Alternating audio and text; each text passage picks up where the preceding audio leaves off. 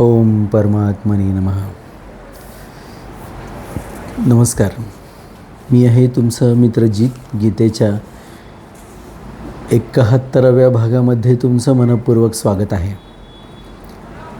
अध्याय 2, श्लोक 20. न जायते म्रियते वा कदाचिन्नायं भूत्वा भविता वा न भूयः अजो नित्यः शाश्वतो अयं पुराणो न हन्यते हन्यमाने शरीरे. अर्थ, हा शरीरी कधी जन्मत नाही आणि मरत नाही. तसेच हा उत्पन्न होऊन पुन्हा होणारा नाही. हा जन्मरहित, नित्य निरंतर राहणारा, शाश्वत आणि अनादी आहे. शरीरांचा मृत्यू झाला तरीही हा मारला जात नाही. पहा. भाषांतर, हा कधीही जन्मत नाही, अगर मृत होत नाही. असा कोणताही काळ नाही जेव्हा हा होऊन गेला नाही, अगर पुन्हा होणार नाही. हा जन्म नसणारा, नित्य असणारा, हा शाश्वत आणि पुरातन आहे. शरीराच्या मृत्यूनेही त्यास मृत्यू येत नाही.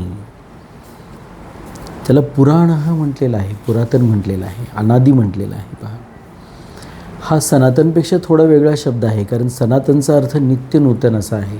पहा, तो तेव्हा कधीही पुराण काळातसुद्धा तो वयस्कर होता आणि तो मागून चालत आला आहे म्हणून तो जुना होतो असं होत नाही. असा सनातनचा अर्थ आहे. हिंदू धर्माला किंवा भारतीय तत्त्वज्ञानाला बऱ्याचदा सनातन धर्म म्हटलं जातं. हिंदू धर्मातला खूप मोठा भाग हा सनातन आहे. पहा, अनेक गोष्टी प्रत्येक धर्मामध्ये येतात. नीती अनिती येते, विधिनिषेध येतात, पण खूप मोठा भाग, मूळ गाभा जो हिंदू धर्मातला आहे, जी मूळ शिकवण आहे भारतीय तत्त्वज्ञानातली, ती सनातन आहे. पहा, ती वैज्ञानिक आहे. पहा, त्याची कास धरली पाहिजे. बाकी सगळ्या गोष्टी पारखून त्यांचा त्याग केला पाहिजे. लक्षात घ्या, ज्या गोष्टी अनावश्यक आहेत ती काढणं तर धर्म आहे आपला. खूप अनावश्यक गोष्टी झालेल्या आहेत आपल्याकडे, नको आहेत त्या. आपलीच ओळख आपल्याला विसरायला लावणाऱ्या अनेक गोष्टी आपल्या या काळाच्या ओघामध्ये काही गरज म्हणून पण आल्या असतील. लक्षात घ्या. पण आजचा काळ ओळखून शाश्वत तत्त्वांची पाठराखण करणं, त्यांचा पाठलाग करणं, ती शाश्वत तत्त्व जी आहेत ती आपल्या आयुष्यात उतरवणं हे गरजेचं आहे. गरजेचं वाटते, खूप वाटते. म्हणून तर हा प्रपंच आहे. मी नेहमी म्हणतो की हे माझ्यासाठी आहे. मला दुसऱ्यांदा ज्यावेळेला एकदा शिकवतो मनुष्य, तेव्हा त्याला दुसऱ्यांदा शिकायला मिळतं. म्हणून स्वार्थापोटी मी हे करतो आहे. अगदी सगळंच काही खरं नाही. ते भगवंताच्या पावलावर पाऊल टाकावं, आपली क्षमता नाही तेवढी, अशी इच्छा आहे. पहा, आणि त्याच्या त्या कार्यामध्ये जो विश्वाचा हा पसारा त्यांनी मांडलेला आहे, सृष्टीचा पसारा मांडलेला आहे, त्याच्यामध्ये त्यांनी धर्मसंस्थापनेचं जे कार्य किंवा अनेक कार्य ती जी आहेत ती आरंभलेली आहेत त्यावेळेला निर्हेतुक. त्यात अगदी खारीचं सुद्धा नाही म्हणता येईल एवढा आपला जो वाटा घ्यावा, ज्याच्यामुळे खूप शांत झोप लागते. पहा, रात्री आज सगळं घडायचं बंद होतं, स्वप्न पडायची बंद होतात. एक विलक्षण आनंद तुमचं आयुष्य भरून टाकलेलं असतं. त्या आनंदाने ते प्राप्त होतं. ते करावं असा मानस आहे. व्याख्या अशी आहे की शरीरात 6 विकार असतात: उत्पन्न होणे, सत्तावन दिसणे, बदलणे, वाढणे, ऱ्हास होणे आणि नष्ट होणे. 6 विकार सांगितलेले आहेत. उत्पन्न होणे, सत्तावन दिसणे, बदलणे, वाढणे, ऱ्हास होणे आणि मग शेवटी नष्ट होणे. ह्या प्रत्येकाचा वेगळा विचार करायला पाहिजे. उत्पन्न होतं शरीर, बाळ जन्माला येतं म्हणतात, परंतु ते जन्माला येण्याच्या पूर्वीच आईच्या गर्भात उत्पन्न झालेलं असतं. सत्तावन दिसणे म्हणजे इथे खऱ्या अर्थाने जन्माला आलेलं दिसणे, व्यक्ती म्हणून व्यक्त होणे, प्रत्यक्षात सगळ्यांच्या दृष्टीला पडणं, सतत बदलत राहणं. ते बाळ पहिल्या दुसऱ्या दिवशी त्याचे चेहरे किती बदलतं पाहते दिवसातून, सकाळी दुपारी संध्याकाळी बदलत राहतं ते. अगदी मृत्यू येईपर्यंत, मृत्यू झाल्यानंतरसुद्धा चेहऱ्यात बदल होत राहतात पहा. त्यानंतर वाढ होत राहणे, त्यानंतर हळूहळू परत त्या वाढीत झालेल्या वाढीमध्ये ऱ्हास होत राहणे आणि मग नंतर अंतिमतः नष्ट होणे पहा. या क्रिया घडत राहतात. जायते अस्ति विपरिणमते वर्धते अपक्षीयते विनश्यती, या पद्धतीने ते निरुक्तात दिलेलं आहे. या शरीरी, हा शरीरी जो आहे हा या 6 विकारांनी रहित आहे. हीच गोष्ट भगवान या श्लोकातून सांगत आहेत पहा. हा शरीरी उत्पन्न होत नाही. न जायते अजहा म्हणजे उत्पन्न होऊन विकार पावणार नाही. अयं भूत्वा भविता वा न भूयः, हा परिवर्तनशील नाही. शाश्वत, हा वाढत नाही पहा. हा पुराण, हा क्षीण होत नाही पहा. आणि नित्य, आणि हा मरत नाही पहा. तो न म्रियते न हन्यते हन्यमाने शरीरे, तो म्हणजे मारला जात नाही आणि मारतही, तर जर मृत्यू झाला तरी हा मारला जात नाही पहा. हा शरीरी या 6 विकारांनी रहित आहे. हीच गोष्ट भगवान या श्लोकातून सांगत आहेत. न जायते म्रियते वा कदाचिन्न, जसे शरीर उत्पन्न होते तसे हा शरीरी कधीही कोणत्याही समयी उत्पन्न होत नाही. हा तर सर्व काळच असतो. भगवंतांनी या शरीरीला आपला अंश म्हणून याला सनातन म्हटले आहे.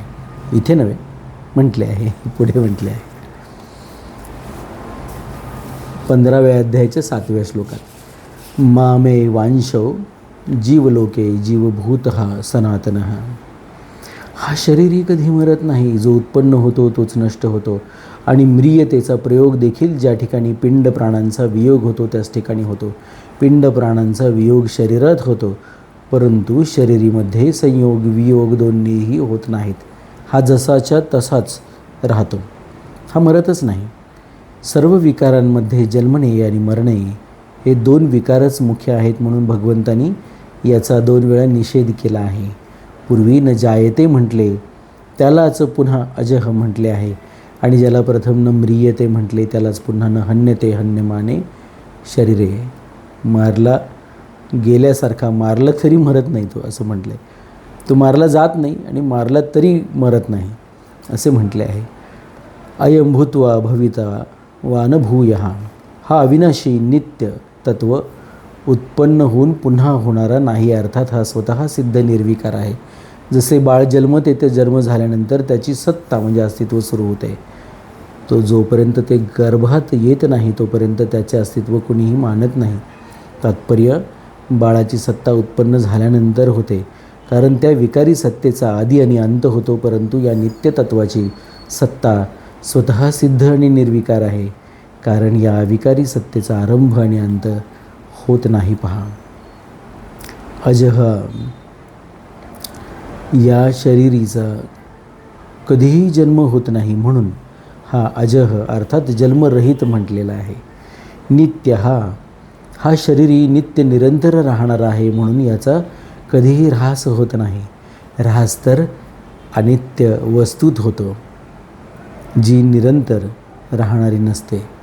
जसे अर्धे वय लोटल्यावर शरीराचा ऱ्हास होऊ लागतो, बल क्षीण होऊ लागते, इंद्रियांची शक्ती कमी होऊ लागते, या प्रकारे शरीर, इंद्रिये, अंतःकरण इत्यादींचा ऱ्हास होतो, परंतु शरीरीचा ऱ्हास होत नाही. या नित्यतत्वात केव्हाही किंचित मात्र उणीव येत नाही पहा. शाश्वतः, हे नित्यतत्व निरंतर एकरूप एकरस राहणारे आहे. यात अवस्थेचे परिवर्तन होत नाही, अर्थात हा कधी बदलत नाही, त्याचे बदलणे शक्यच नाही पहा. पुराण, पुरातन, हे अविनाशी तत्व. पुराण म्हणजे जुने, अर्थातच अनादी आहे, ज्याचा आदी म्हणजे आरंभ सांगता येत नाही असे आहे, किंवा त्याला आरंभ नाहीच आहे. लक्षात घ्या, हे इतके जुने आहे की हे कधी उत्पन्न झालेच नाही. उत्पन्न होणाऱ्या वस्तूत देखील पाहण्यात येते की जी वस्तू जुनी होते ती मग वाढत नाही आणि तर नष्ट होते. तर मग हे तर अनुत्पन्न तत्व आहे, म्हणून यात वाढणे हा विकार कसा निर्माण होऊ शकेल? तात्पर्य, वाढण्याचा विकार तर उत्पन्न होणाऱ्या वस्तूतच होतो, या नित्यतत्वात नाही. न हन्यते हन्यमाने शरीरे. शरीराचा नाश झाला, पहा, तरीही या अविनाशी शरीरीचा नाश होत नाही. येथे शरीरे हे पद देण्याचे तात्पर्य हे शरीर नष्ट होणारे आहे. या नष्ट होणाऱ्या शरीरातच 6 विकार होतात, शरीरीमध्ये नव्हे. या पदात भगवंतांनी शरीर आणि शरीरीचे जसे स्पष्ट वर्णन केले आहे, असे स्पष्ट वर्णन गीतेत दुसऱ्या ठिकाणी आलेले नाही. अर्जुन युद्धात कुटुंबियांना मारण्याच्या कल्पनेने विशेष शोक करीत होते. त्या शोकाला दूर करण्यासाठी भगवान म्हणतात की शरीराला मरण आले तरी हा शरीरी मरत नाही, अर्थात याचा अभाव होत नाही, म्हणून शोक करणे योग्य नाही. याचा परिशिष्ट भाव असा आहे या श्लोकाचा की आपला स्वयंचा आणि शरीराचा स्वभाव बिलकुल वेगवेगळा आहे. आपण शरीराशी चिकटलेलो नाही, शरीराशी एकत्र झालेले नाही. शरीर आपल्याशी चिकटलेले नाही, आपल्याशी एकत्रित झालेले नाही, म्हणून शरीर न राहिल्याने आपले काहीही बिघडत नाही. आतापर्यंत आपण असंख्य शरीर धारण करून सोडून दिले आहेत, परंतु त्यामुळे न राहिल्याने त्यामुळे आपल्या सत्तेत काय फरक पडला आहे? म्हणजे आत्मतत्व म्हणून आपण काहीच फरक आपल्यात पडलेला नाही. आपले काय नुकसान झाले आहे? आपण तर जसेच्या तसे राहिलो. भूतग्रामः स एवायम भूत्वा भूत्वा प्रलीयते.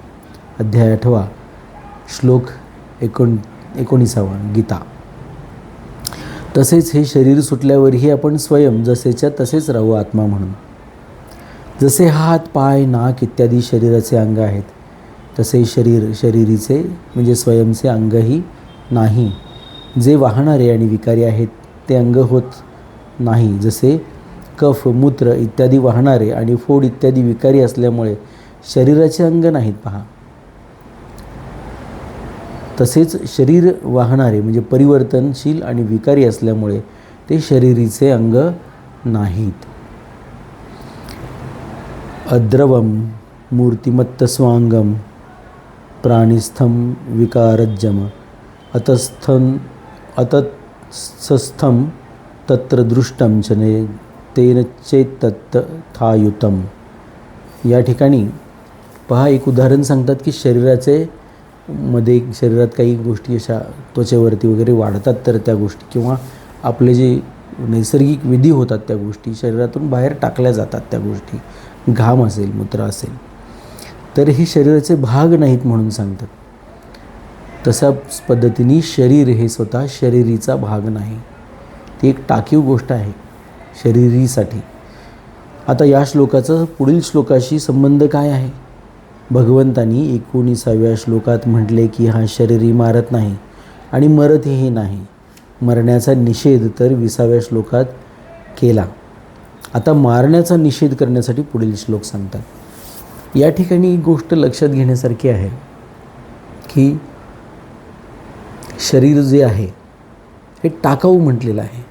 त्याच्याहीपेक्षा एक गोष्ट वारंवार आपल्याला इथे शिकायला मिळते, ती म्हणजे हे शरीर हे साधन आहे आणि ते सदुपयोग त्या साधनाचा करून घ्यावा. यासाठी आपल्याला अभ्यास करण्याची आवश्यकता आहे, साधना करण्याची आवश्यकता आहे आणि अशी साधना करत असतानाही साधक संजीवनी सहाय्य करते. पहा, भगवद्गीतेचा जो उद्देश आहे यथार्थ कल्याण आपलं होण्याच्या दृष्टीने पहा, आपल्याला ही गोष्ट लक्षात घेण्यासारखी आहे की शरीर हे साधन आहे.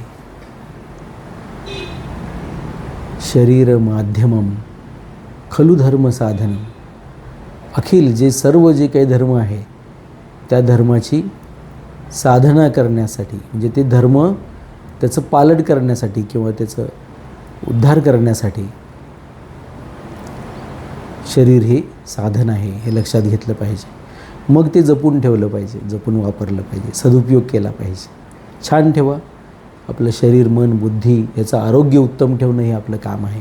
त्याचा सदुपयोग करायचा असेल तर या सगळ्याचं आरोग्य उत्तम राहणं ही आपली जबाबदारी आहे, हे लक्षात घेतलं पाहिजे. ओम परमात्मने नमः.